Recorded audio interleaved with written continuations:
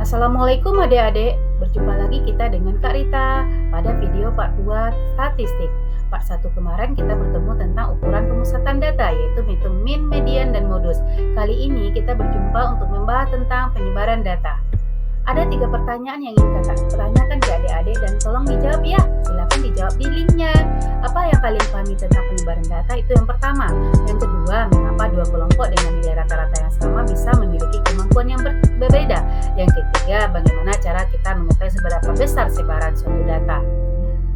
Adapun tujuan pembelajaran yang perlu adik-adik ketahui adalah yang pertama, adik-adik dapat menjelaskan pengertian jangkauan, kuartil, jangkauan interkuartil, dan simpangan kuartil. Kemudian tentu saja adik-adik harus dapat menghitung jangkauan, kuartil, jangkauan interkuartil, dan simpang kuartil dari data tersebut.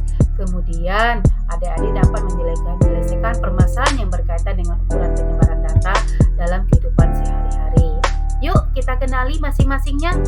Penyebaran data adalah ukuran yang menunjukkan sejauh mana data dalam suatu kumpulan tersebar dari nilai rata-rata.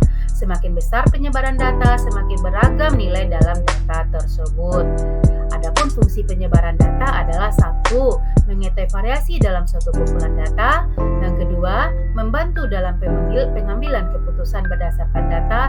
Dan yang ketiga, menentukan tingkat kepercayaan suatu analisis statistik. Yuk kita lihat 4 ukuran penyebaran data. Yang pertama adalah jangkauan kuartil, jangkauan interkuartil, dan simpangan kuartil.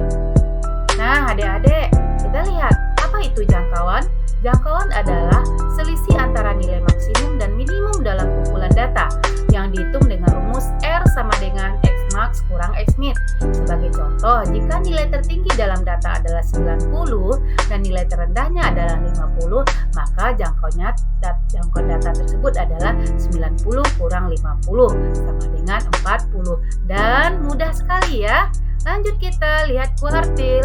Kuartil adalah nilai membagi data yang telah dilakukan menjadi bagian yang sama besar, 4 bagian. Ada 3 kuartil utama. Kuartil 1 di mana nilai membagi data pertama. Kuartil 2 disebut juga dengan median di mana data dibagi menjadi 2 bagian yang sama besar. Kuartil 3 nilai membagi seperempat data tertinggi. Jangkauan interkuartil kita peroleh dari selisih antara kuartil ketiga dengan kuartil pertama. Sangat mudah. Lanjut kita simpangan kuartil. Simpangan kuartil adalah setengah dari jangkauan interkuartil yang sudah kita peroleh sebelumnya. Kakak rasa adik-adik tidak begitu sulit dalam memahami pembelajaran ini.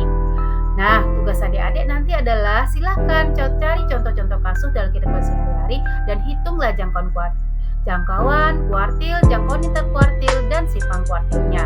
Biasanya adalah nilai ujian teman-teman adik-adik di kelas. Bisa diambil nilai ujian matematikanya, perbedaan harga barang di berbagai toko yang adik-adik beli, kemudian tinggi badan teman-teman adik-adik di kelas. Nanti jawabannya boleh dijawab di linknya ke nomor WA kakak ya. Lanjut.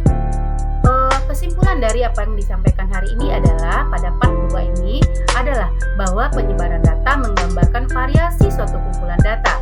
Ukuran penyebaran data utama adalah jangkauan, kuartil, jangkauan interkuartil, dan simpangan kuartil. Dan adik-adik dapat memahami penyebaran data membantu dalam analisis statistik dan pengambilan keputusan. Nah, waktunya kuis. Silakan dipersiapkan kertas dan sebagainya. Silakan jawabannya adik-adik kirimkan ke link yang kakak berikan di bawah ini. Silakan dicatat, dipelajari. Soal yang kedua, silakan diperhatikan dengan baik apakah jawaban adik-adik benar semuanya. Oke adik-adik, semoga part 2 ini lebih adik-adik pahami dan dimengerti. Sampai jumpa lagi kita di part 3. Assalamualaikum.